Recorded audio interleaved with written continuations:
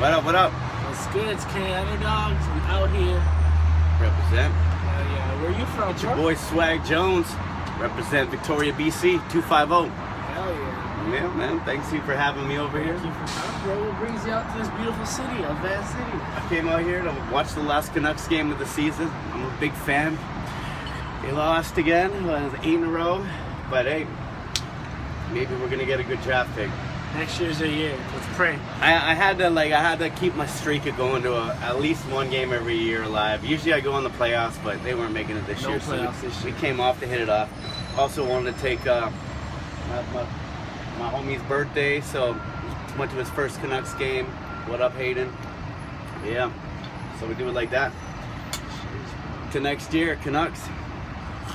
Go Canucks. At least we still got the Raptors to watch. Yeah, we still got that. Not one Canadian team made the playoffs this year in hockey, though. Whatever. It's all good. Next year's Canadians' year. Next year, one of us is going all the way. What's your prediction for the Cup? I'm gonna say Vancouver. I don't know. That's not. That's even a next year, but possibility. this year. What do you think about this year? Vancouver, 2046. Stanley Cup, baby. Yeah. Anyway, fucking. Cheers to that. Cheers to 2046, man. 2046. I'll be here. Better be another riot too. Hell yeah. We had fun in the last one. That was pretty crazy. Tear up the city pretty bad. It was good times. Yeah. I had fun. I really took the sting out of that last game. It's all good. Let's get back to Let's music get back now. to music now. I was gonna say that. So what got you into music, like hip hop and everything in general? Man, ever since I was like 4 years old, I just love music. I remember like just running around with like a little guitar and singing all the songs. Twisted Sister was my first album I ever got. I remember shoveling snow all day long. My dad went out and bought it for me. Played that thing until it snapped. It's just, I've always just loved music, you know, like I feel like we use music as like the soundtrack to our life. And whatever you're playing on your playlist at that time, when you go back to it later, and you play those same songs, it just like transports you back to that time in your life. Yeah. And so it's always been just like such a big part of me that I just wanted to be part of the music too. And I couldn't sing, so I was like, fuck, you know. Yeah. All of a sudden, you know, back in the late 80s, started listening to NWA and Eazy-E and Two Live Crew and Ice-T. You know, then moved on to like Cypress Hill and Scarface and Digital Underground, and just like encompassed me, you know, like I just loved it. Yeah. So just started doing it and realized like that was my way to get into music. I tried to play instruments, you know, I tried the piano, I tried the saxophone and the viola, and I couldn't pick up one of those things right now and play you a freaking tune, you know, but it's just always like, I love writing, I've always been a writer, so music's my way to get that rap is my way to get that connection to music. And to keep writing. I mean, writing hip hop is like the most difficult form of writing. Yeah, for sure. Because you have to worry about not only what you have to rhyme, but then you have to worry about the structure and the syllables and then the internal rhymes and everything. It's really complicated if you're trying to go for it. Yeah. There's so much to learn, and you just got to keep learning, you know. And a lot of those old school MCs, like the back that I grew up listening to, they never stopped learning. I mean, they never kept learning. Yeah. They stopped because they were happy. They were still touring. They're still touring to this day, but they're still doing their old stuff. But you look at artists like, I don't know, say Eminem, who just always wanted to be the best, and now he's like, the shit he's putting out now sounds nothing like when he started. And he's just like, okay, well, the game just keeps changing. People keep getting better and better and doing different things, you know, like fast rapping and right now everyone wants to be the fastest. Yeah. And so, you know, that song, was it Speed 'em, that he did with Tech 9 and Tex Boy. He just came out and just like demolished it. It's like, wow, like the guy just never wants to be like, you know, second to anybody. And that's you gotta have that kind of hunger inside you. You gotta have that fire. Yeah, for sure. And some artists have kept progressing and others haven't. And so, you know, the game is sort of in this place where it's branched off into so many different genres. Yeah. You know, like you can't even really. I just went out to Toronto and we're linked up with some younger crowd there and stuff, and they kept playing their playlists and stuff, and like, no disrespect to Toronto or all, but I'm like, oh man, like No, I want to play my You don't stuff. wanna hear that. And I just found like that we were at a battle. Like we're all hip hop fans, but it's like none of us like there's me and my boy Cash were there, and we were playing our stuff. Not like the groups that we like, and they were playing the groups that they like, and it just made me realize what a divide there is in I don't know if it's generational or territorial. Yeah. But it's like really like you have like very distinct categories now, and there's it's hard to cross over that. And so that it's just, you know, hip hop is become just like music in general. You know, back in the day you had these mega artists that every single person knew. You know, like can you name an artist now that's still living that your little kids know one of their songs, your grandma knows one of their songs? 50 Cent. No, your grandma doesn't know anything about 50 Cent. My grandma knows about In the Club. I don't know. I'm talking about every person's grandma, Okay, right? I think that the last artist that's ever going to be that big was Michael Jackson. Because everybody knew Michael Jackson. Little kids, grandmas, you know, they all did. But I mean, now you've got mega artists out there. Like, I don't know, Justin Bieber is a huge artist. He's gonna, yeah. I never hate on that guy. Like, what have I got? Like, oh, fuck that guy in his Lamborghini besides Selena Gomez. No, I got absolutely. I'm like, what? How can you hate on that? Yeah. You know what I mean? I don't know any of his music, to be honest with you. It's not that I don't like it. It's that I couldn't pick his song out of a lineup. Yeah. But he's a huge artist, right? Yeah. You got other huge artists like these country guys that apparently like have like 1.5 billion views on YouTube. I had no idea who they are. I'm listening to one the other day. So it's so segmented now that you can't just have like a mega artist anymore. No. And if it is, like, I don't even know how that'd be. Like, that would be. Yeah, I can't even, like, in my mind, I can't even, like, figure out a way that could happen anymore. Michael Jackson was, like, the last. He was the last to breed, I think. You got, you know, like Elvis. Apparently everybody knew Elvis back then, but even he was so controversial. Even my mom was telling me that, like, they weren't allowed to play Elvis in the house because something to do with Elvis the pelvis, right? It was obscene, you know? Back then, the Beatles, I mean, how do they get something banned? You know what I mean? Like how like that shit is so soft now, but it's like their single "Lucy in the Sky with Diamonds." Yeah. Lucy in the Sky with Diamonds, LSD. That was banned because of that, just the way that they put the words out. Like, so I don't know. Nowadays, it's like you can't even shock anymore, like, because that's been done. You know.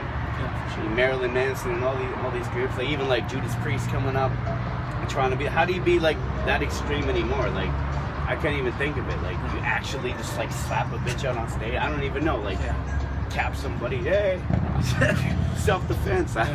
So, you know, it'll be interesting to see where we go with music in the next little bit. They're gonna have like robots that just write songs for you now and like, you know, get the algorithms going and like figure out what. So they're gonna start making robot songs that are like just super clean. They're gonna be horrible, but you're gonna have but then they're gonna get better and better, and then, you know. What about that dubstep stuff? That's pretty much real music, I'd say. Dubstep? I mean, that's like, close. we're talking about like just the beats, right? Yeah. Like, no, like to me, I cannot just sit and listen to beats. I'm like, you gotta say something in your music. Yeah. You gotta put something down. You're communicating to them, or else it's just like, in my mind, it's like half done. Because when I go to like a rave or something, I'm just like, hey, give me the mic. Yeah. So you're missing something. Let me fill this in for you. Yeah. I don't want to be like, here's $50. All right. Yeah. Whatever. So, but like, and when you're writing something, I also think that you need to be able to let the audience understand it. Because I mean, like, my manager, he's into like he's big in the heavy metal scene. Yeah. And he likes that, like, which, you know, I can appreciate like everything that goes into it, but I'm like, man, like I don't understand what they're trying to say to me. Like, at least put out the video with the lyrics on it, because I want to read them. Like, that's how I listen to music. Other people listen differently, but to me, it's always been about the lyrics. Yeah. And so, you know, that's what I go for. That's that. If you wanna understand like where my music's at, it's like, you gotta listen to what I'm saying, then you can understand who I am. Yeah, for sure. So, that being said, I mean, check me out on YouTube. Yeah. On Swagg Jones, Swagg with 2 G's, and I've got some videos out there. I got a bunch more that coming out. They're there. They're waiting. Like, but it's just, you know, I'm trying to just do everything trying to be patient. That's what my people have taught me lately, is that you just got to be patient. You got to make sure that everything is in place to come out. Everything is right. Everything is ready. Yeah, for sure. And I'm like, come on, push it out, do stuff. But you know, It's all good. that's why you hire people that know what they're doing, right? But yeah, I got a lot of things coming on the grind here. You know, a lot of big features and stuff. Lots of tours coming up, albums coming up, all in due time. Yeah. What else you want to know? I want to know. I've been talking the whole time. That's all good. I like that, man. You got some questions for me? I want to know who really inspired you. Like who would you pinpoint and say this guy made me do what I want to do today? Is there certain artists? There's so many artists, right? Like, I mean, just depending on what time it was, you know. Like, I remember being really inspired by Nas and Mobb Deep and coming up with them, and then now I've got some songs with Mobb Deep. Shit. Yeah. Still waiting on Nas to call me back now. But you know, and it's just that in that period of my life, it was like, and I remember being fragmented about where it was. It's like, because back in the day, it was like West Coast, you know, West Side.